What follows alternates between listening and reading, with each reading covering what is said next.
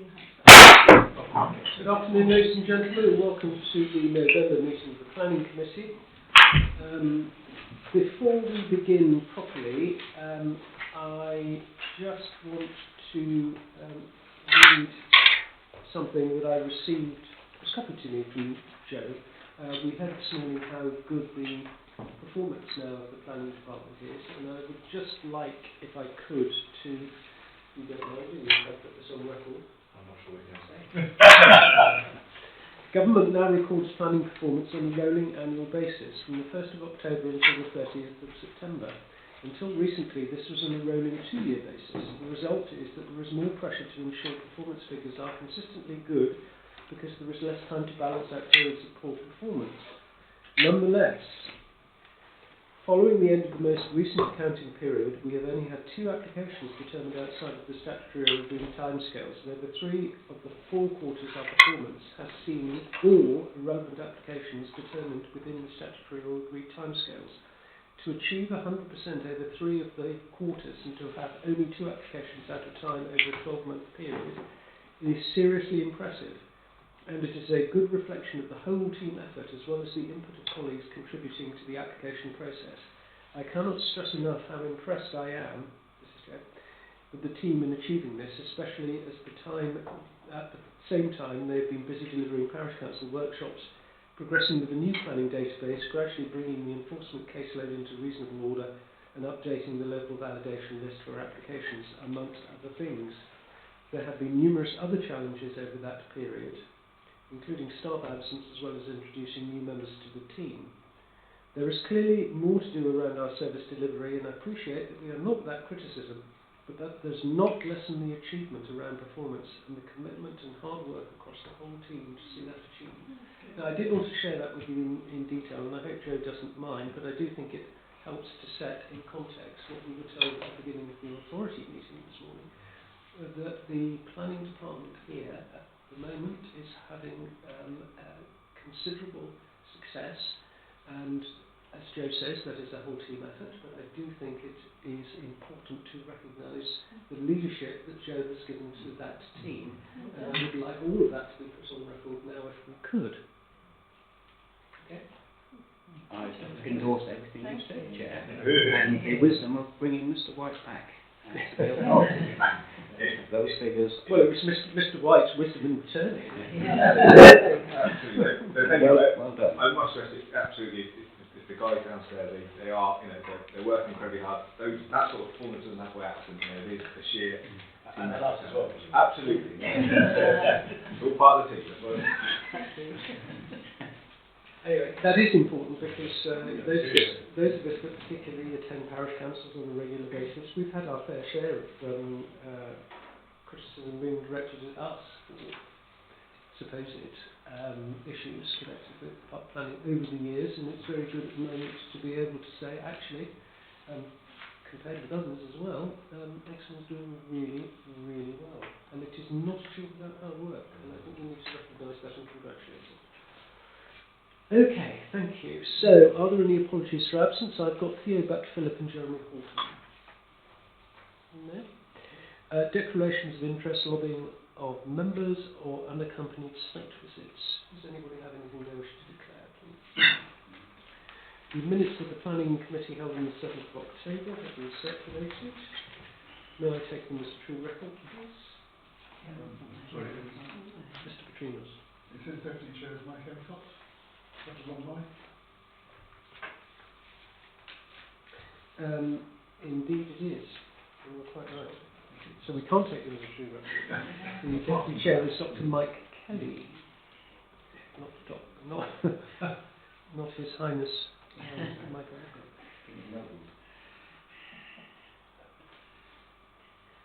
Thank you for pointing that out. I think that there was a recent meeting, but I can't remember if it was that one when Mike deputised. Anyway. Right, thank you for that. Very well spotted on, thank you. Any matters arising on page 1? Page 2.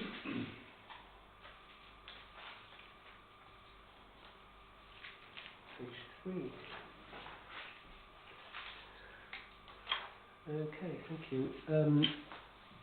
I'm not aware of any business of urgency, and we have no public speakers today, although a letter has been tabled, which, when we get to the item, I will pause and just check that members have the opportunity to read it.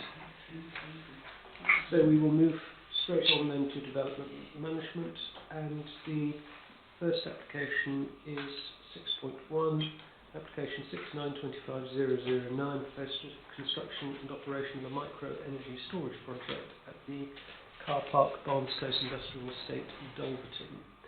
And this is going to be presented, as all of the applications are today, by Mr. Watt. Thank you, Chairman. Just as we start, there's a point of order I need to correct in the report, Chairman. The report sets out the reasons the application comes to committee. It comes before committee because the officer recommendation to support is contrary to Dolverton Town Council's recommendation that it should be refused, not that Linton Town Council supports the application. Okay, so this just make that clear. The same report does outline the main planning considerations and sets out the main issues there for us to see, so I don't need to repeat those this morning. Sorry, this afternoon. The application site, as Chairman has said, is in Dolverton. It's just above the industrial Barnes Close, which we'll see in more detail as we flip through some of the slides. The aerial photograph there shows the yellow, sort of white roof building, L-shaped building in the bottom. That's the industrial units. The red outline area is where the battery cabinets would go, roughly where that cursor is. And if we move to the elevation drawings, that shows us what is proposed. So it's 4 battery boxes in a row. They're just over 2 metres in height, and then there's a sort of more slender unit at the end of the 4 boxes, which is the electrical cabinet at one end, and those boxes are enclosed with a green wire mesh fence, which is shown with the green hashed on that elevation drawing. The batteries are obviously to store electricity. The idea is that when renewable energy is produced, quite often there isn't the capacity to use that at the time, so the intention is that that can then be diverted to these battery boxes, which would then store the energy for it to be discharged at times of higher energy demand, ensuring that energy is not lost.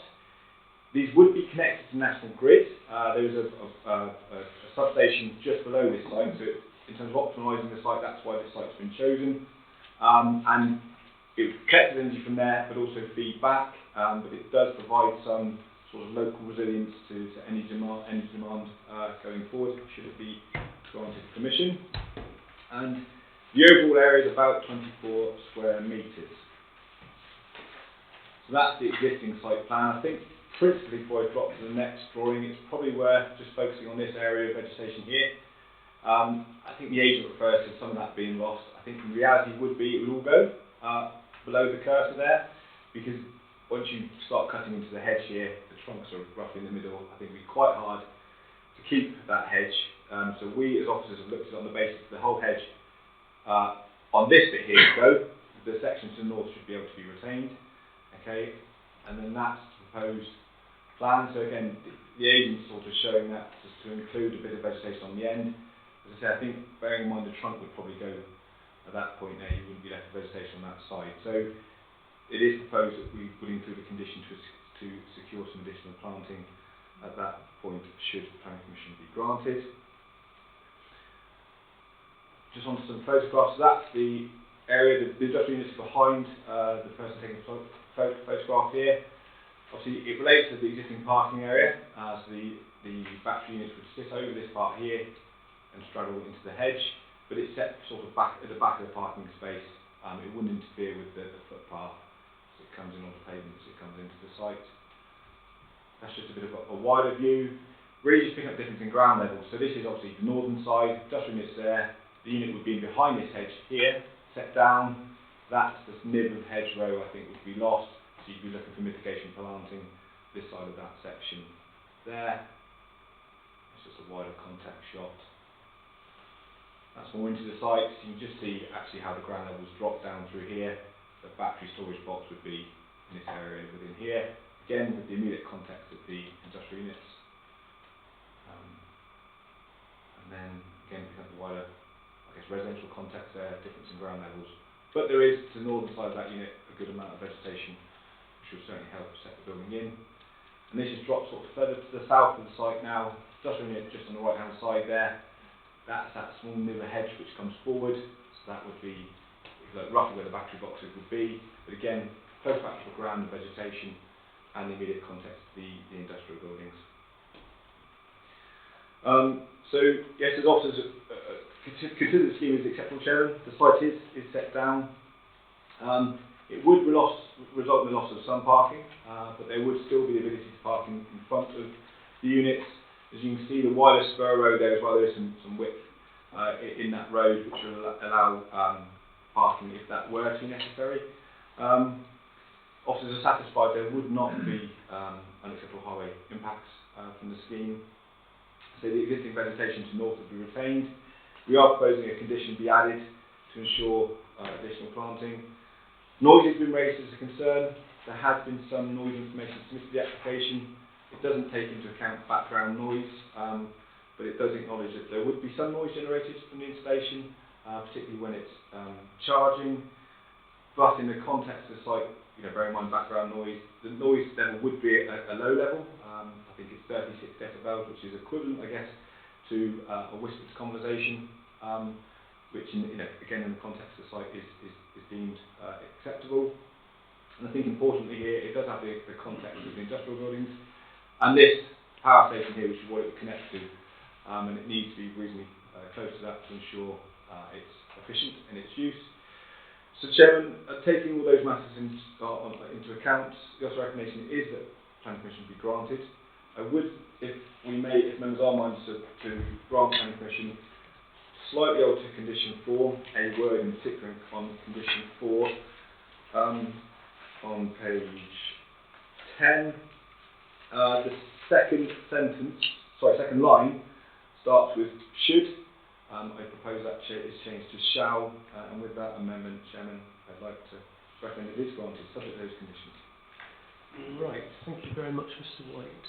So I'm just going to pause for a minute so you have the opportunity to read the tabled applicant's statement from Ms. Boyce on behalf of AMP Clean Energy. Has everybody got it?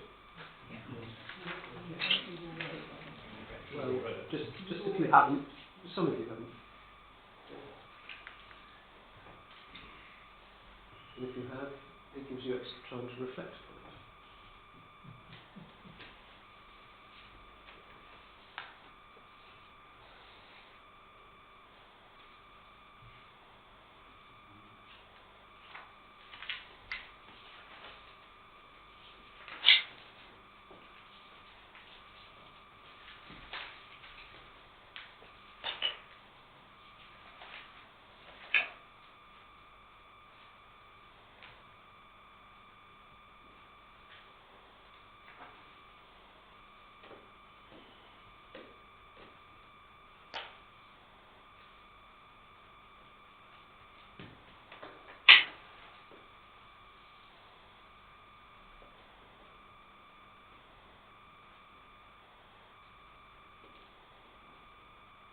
Okay.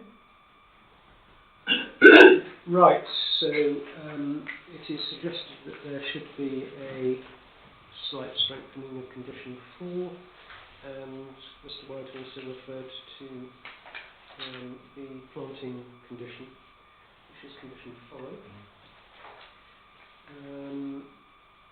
You will understand that this application has come to the committee because Dulverton Town Council objected, and their objections are on page 3. Let's review those.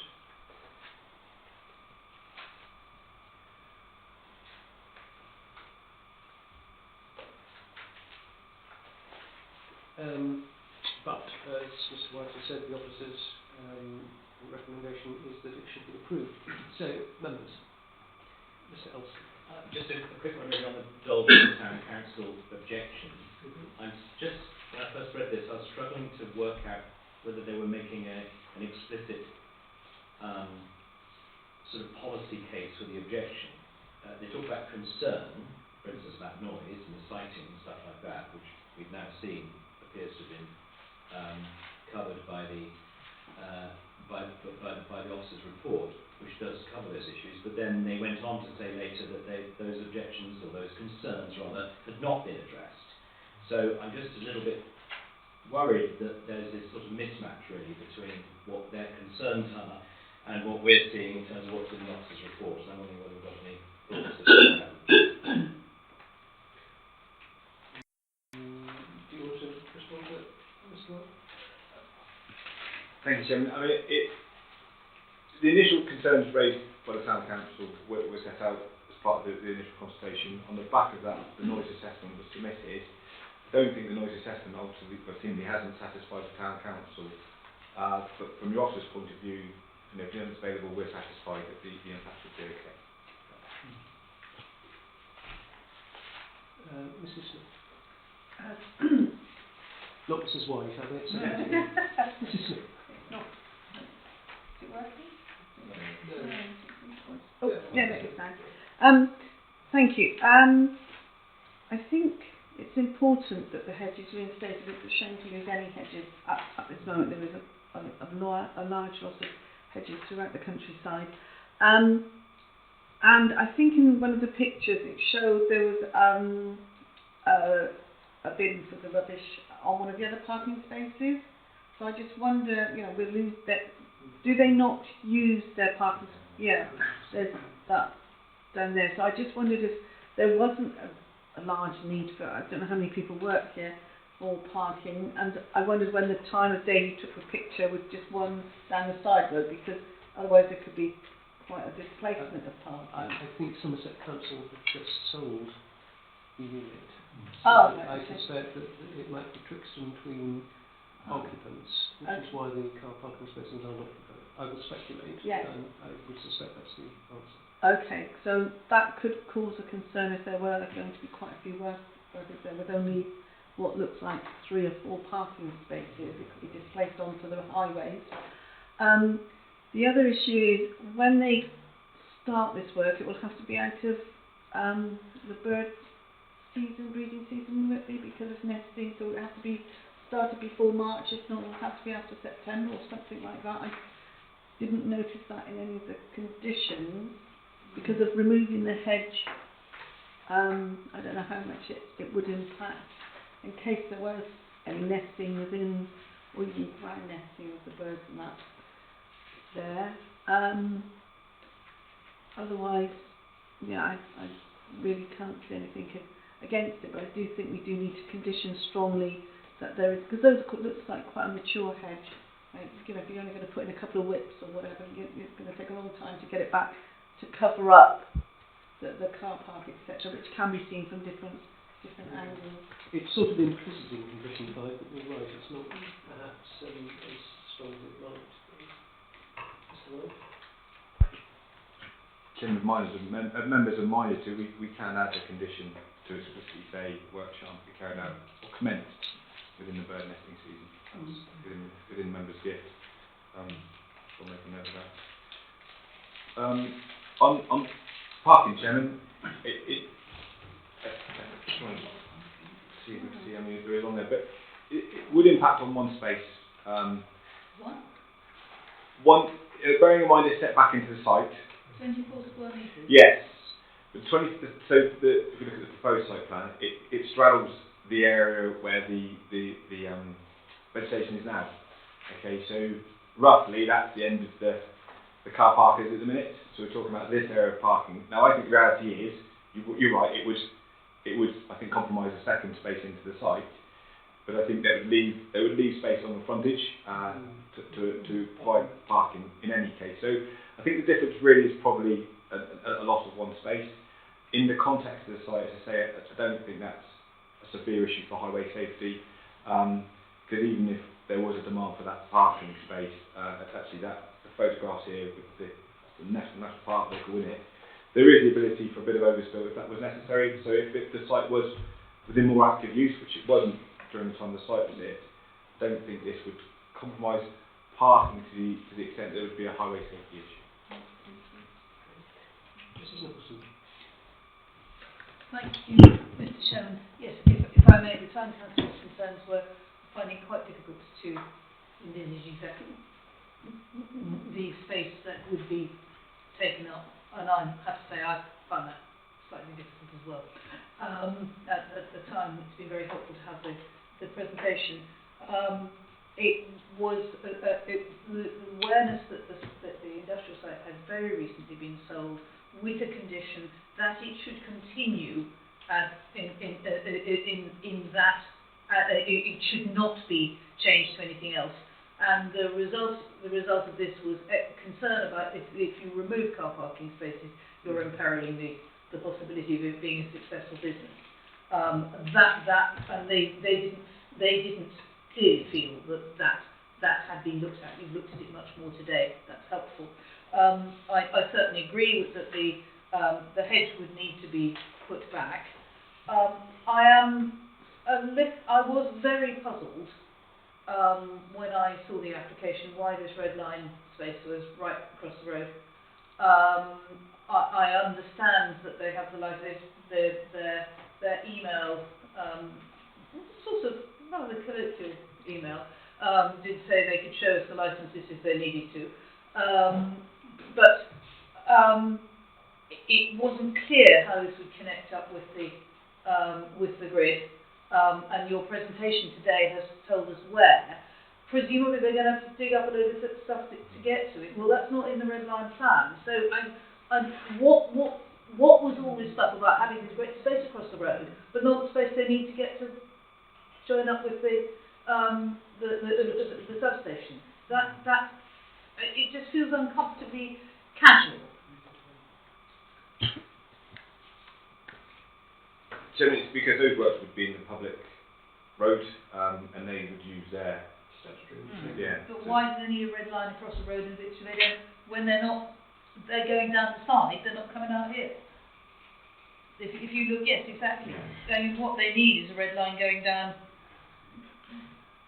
the other way. Yeah, I think. It's the side of the works. Yes, I mean, you're actually saying the red line extends over the footway, aren't you? And that seems to be unnecessary. It's just slightly confusing. Joe?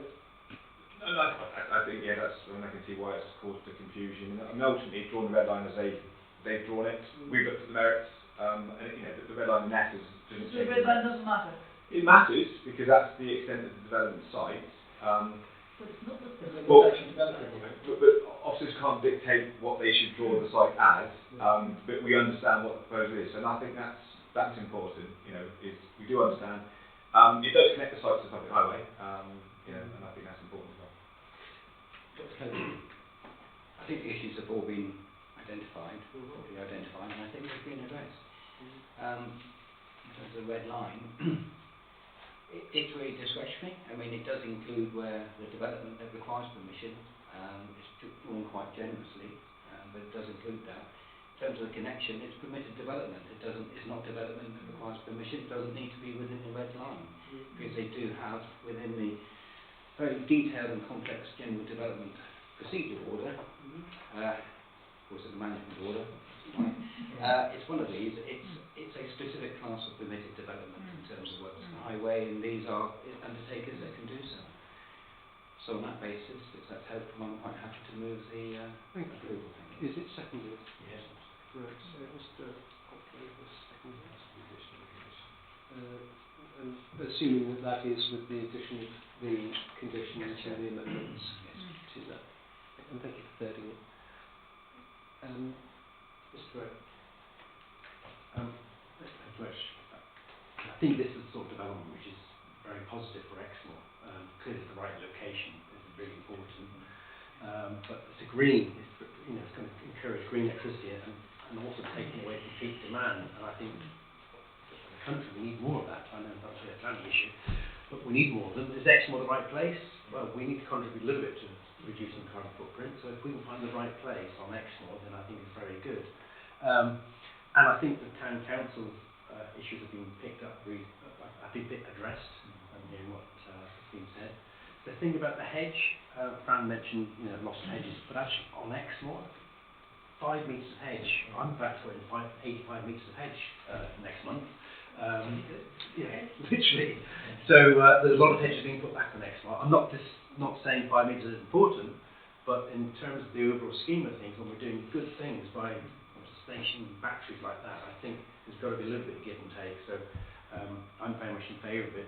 I do wonder about the restriction on noise. I've just googled it now, and it's equivalent to leaves rustling down, and the background noise of this would be 50 decibels. So I just wonder if it's overly tight, but I guess if the applicant's happy with that, then fair enough. I guess it would increase if someone's trying to service it, that'd be an exception, but as a background noise, I guess you can imagine the town council might worry about the humming noise you get from a transformer, and clearly it won't be that, it'll be just silent battery. I have a lithium battery, and that's just a slight hum, but you've got to very close to it. So if anything, I'd be concerned that noise restriction is very tight. But if they're happy with it, then yeah, I'll go along with it. Thank you. Are there any other members who wish to speak, please? Mr. Ewing. Yeah, just to say that I think it's another good example of where the planning department have sorted out an issue. I think that Dalverton were right to be a bit concerned and worried about things, and I think once again it's been sorted out. The applicant has sent something which makes it clear, and the conditions should overcome anything that the town council worry about, hopefully. And also I say that I think rather than saying bird nesting season, I would say the statutory work, I think it's from the 1st of October till whenever, whatever that is. I'm sure we can rely on the planning department to draft that condition. Okay, thank you. Right, if there is nothing else, ladies and gentlemen, may I see all those in favour of the application? Thank you, that's an MCON. Okay, moving on to page 14.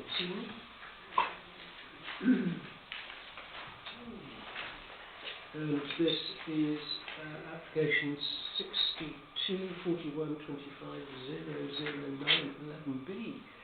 Application under Regulation 3 of the Town and Country Planning General Regulations 1992 for list of building consent, proposed works to include repointing, stainless steel ties to masonry, replacement of lintel and redecoration at the lime kilns, the Esplanade, Limmer.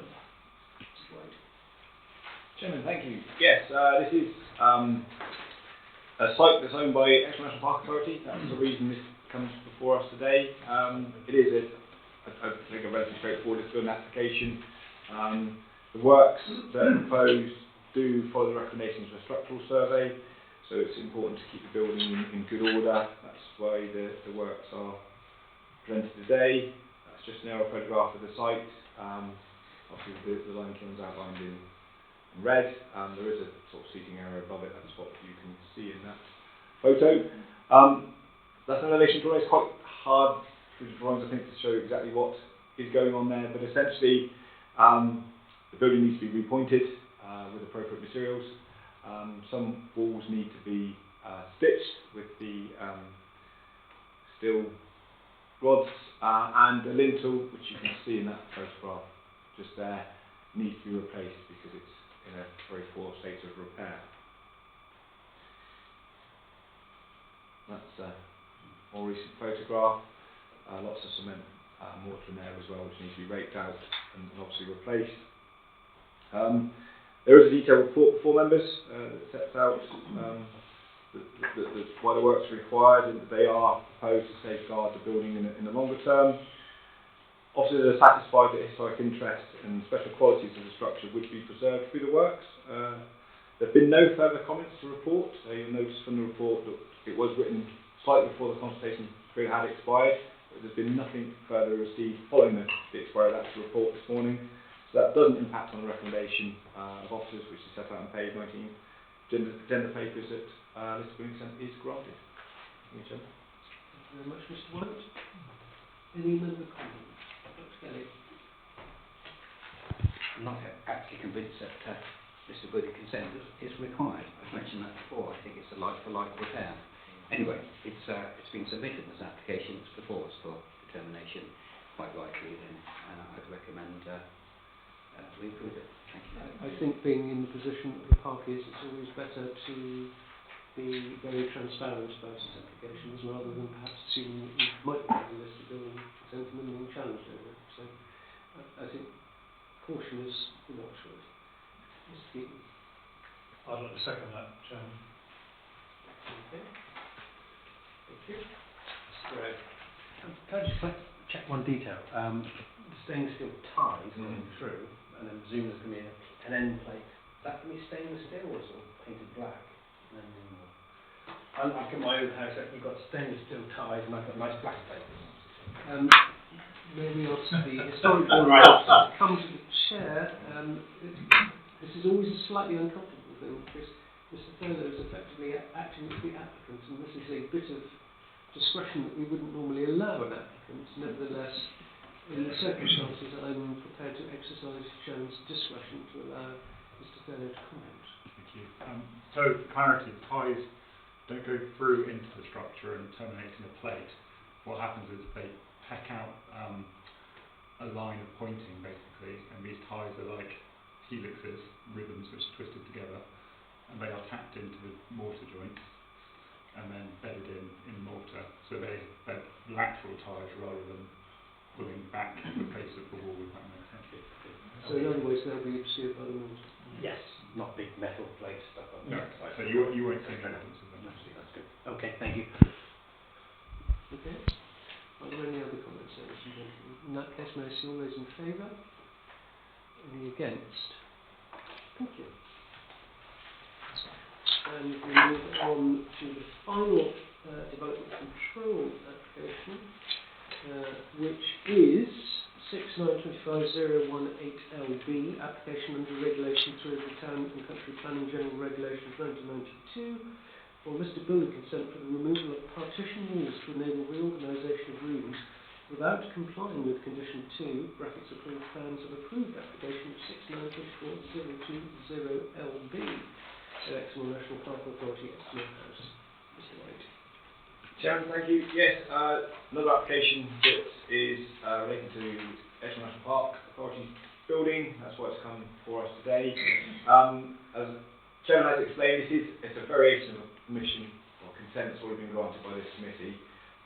So if I quickly get to it, it relates to this room outlined in red on the ground floor. So it's the room just in behind the reception.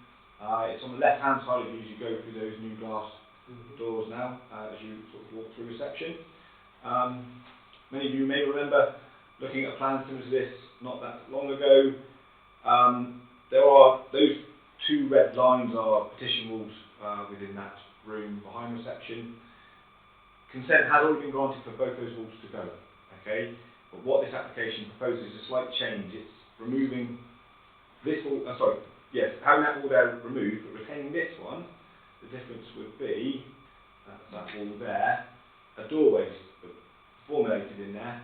The reason being it enables the meeting space, which is what the original proposal was designed to do, but it also retains an area of storage on the lower side of the room here, where we currently have a number of planning application files. It's just running a bit of a neater finish internally. Doesn't harm the special interests of the building from a historical point of view, and officers recommend that planning permission be granted. So the conditions on page 25. This is building consent we granted, Chairman, not planning permission. Thank you. This is obviously very controversial. That needs to be taken seriously. Members, do any of you wish to comment, particularly Mrs. Nicholson? Just a quick question. File storage area in a floodplain. Is that what we really want to do? Is that really appropriate to be doing? And is that a relevant question for this particular application? I'm perfectly happy to second it as let's take one wall out and not the other. That's fine. But the purpose of it is switching. Yeah. So it doesn't obviously really impact on the merits of the application. We can typically put the storage somewhere else if we wanted to. I mean, it's historically been used for storage. It also slide up to the ground. In the not too distant future, hopefully we'll be in a situation where the files that are there will be held electronically anyway. It's just the remaining ones that we have a little bit of a gap in terms of our electronic database of files. Once that's all sorted, well, the building will basically That wants you to take the second wall out then. might serve as a second each one. Anyway, Some I'm alternatives. pretty happy to propose it. Okay, right, so that's proposed by Mr. Shaw. Anybody wish to second it? Second. Thank you, Ms. Stacey. Is there any other member wish to comment, please? No? In that case, may I see all those in favour? Thank you, and that is all thrown on the column.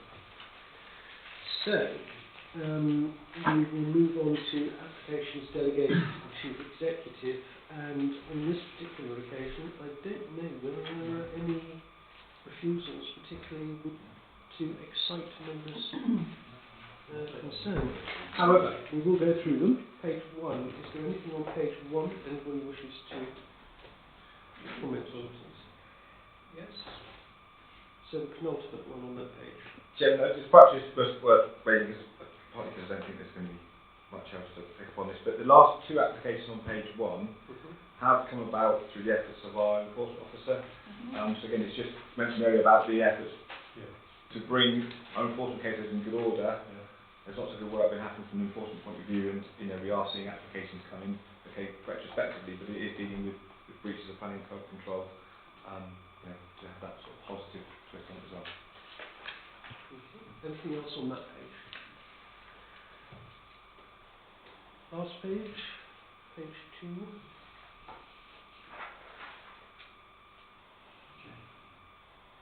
Okay. 6, big 9, big 25, 012 listed building, and 012 reinstatement of a front garden. Interesting. What The can I boots. ask what was there? I suppose it's tarmac, it's a pavement. It's still going up into the town just before you get to the bookshop on the left-hand side is the boot, the tile hole. Oh, yes, I know. So, And the garden have been removed. Reinstatement of the garden. Yeah, I think it's more that the boundary was removed, and they're putting a boundary back, but it is There are bits of funny Many time ago. boundary along Bridge Street. Because the other side, by the boundary of another house along is not the garden wall, but halfway across the pavement. it was a carpet one station, the past tense, the boot, I think I'm right in saying that. Okay. Thank you. I hasten to add I'm not old enough to have frequented it. Right, anything else on that page? Right, so site visits. If there need to be any, the reserve date is Friday the 28th of November. And it may well be that we do have to have a site visit. So I'm just putting that one out there. We might need to allow, yes, pencil your availability in. But this is an application that has sort of come and gone a bit over the course of the last few months, and it may yet not be possible to do it for it. So maybe lightly pencil it rather than pressing too hard with the rate fee. And then I will hopefully see you all for the planning meeting at the beginning of December. But there being no other business, ladies and gentlemen, I'll now declare the meeting closed. Thank you. Thank you.